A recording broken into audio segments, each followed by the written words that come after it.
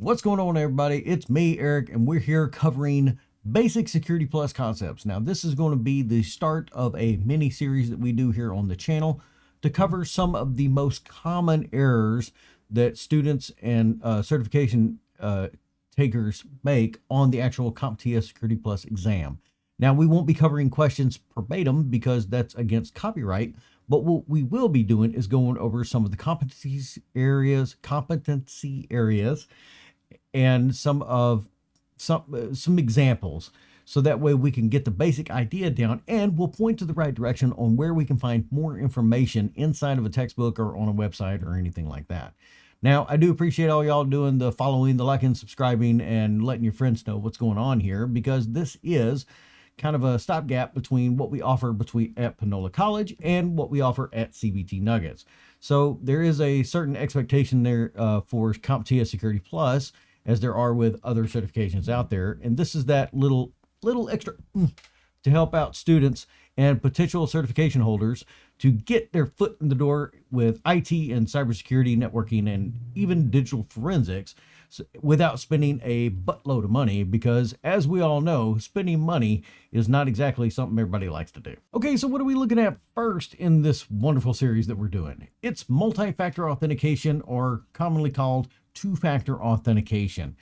Now, it's called multi-factor because it's using more than one factor of authentication, and when you hear two-factor authentication, you're using two of the factors to authenticate. Well, that must mean that there are more than one or two, right? And that's true. There are actually three out there. Now, there may be four. I know there's a little discussion on this, but for the purposes of our classwork at Panola and also on the CompTIA examinations, we're only looking at three. And to quite possibly make them as easy as possible, we're going to refer to them as the question marks, right? So if you're a fan of Mongrovian things, that'll pop you. But when we look at authentication, we're looking at how a user actually authenticates to a system. Standard practice is username and password, right? Well, that's something you know. And something you know is something that is memorized, or let's say you have it wrote down, don't write it down. But sometimes it happens because passwords can get out of control. But that is something you know. And then that's just one factor. So what are the other two, right? Well, there's something you are and something you have. And by their powers combined, we have multi-factor authentication. Now, multi-factor, don't let the word scare you. It just means that we're using more than one because it's multiples, right? Well, two-factor authentication is specifically two factors of authentication out of the three that we have possible. Most commonly in the work environment today, we have multi-factor authentication being applied with something you know with something you have.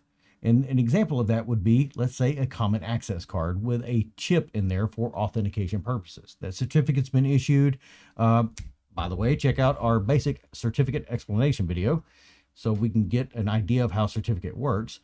But that certificate authority issued a certificate that is somehow used, usually on a CAC. The DoD puts it on an ID card, and ironically, they call it the CAC card. But you slip that card into an actual card reader, it reads that certificate, and then that's part one because it's something you have.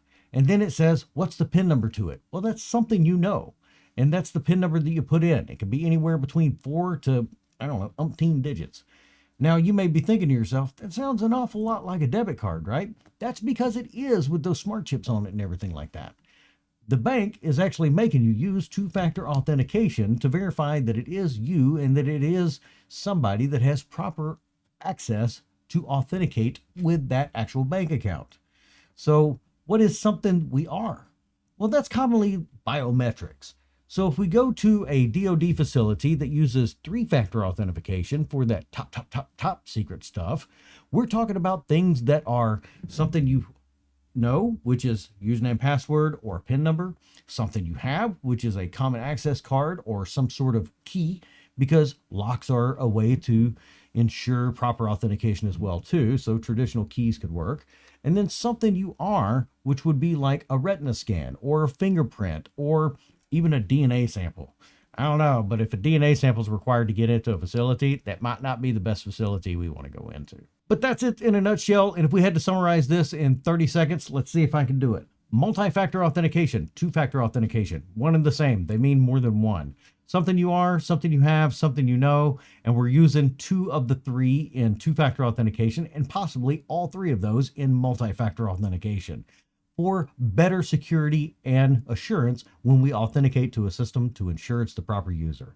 That's all I have for this one. I just wanted to make a quick one to address multi-factor authentication. Did I say that right? Authentication. That's why I keep a dictionary in the truck, folks. But thanks again. I really want to give a big shout out to all of those that are in the program that are helping me come up with good video ideas. Leave a comment below. Let me know if I need to cover anything else. And I hope this has been good for you. I'll talk to y'all later.